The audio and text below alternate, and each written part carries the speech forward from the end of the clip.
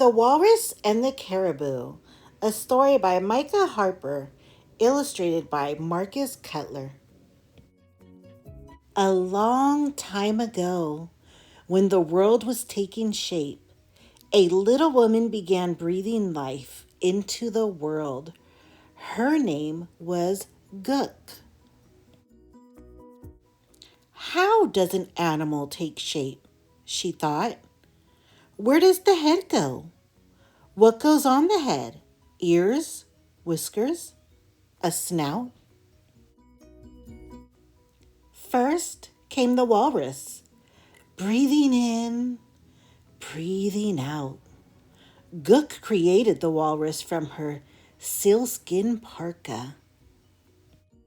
Whiskers and wrinkles and funny dancing flippers. The walrus had huge antlers too. Every time it swam, it would overturn the kayaks in the water. The antlers were too big. The hunters were upset. Once again, Gook breathed in, she breathed out. Then she created the caribou from her sealskin pants. Big hooves and hair everywhere. A large snout and tusk too.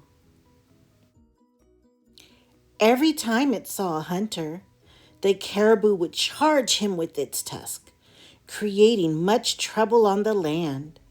The tusks were too big. The hunters were again upset. What would happen if the walrus and the caribou traded different parts of their bodies? Gook thought.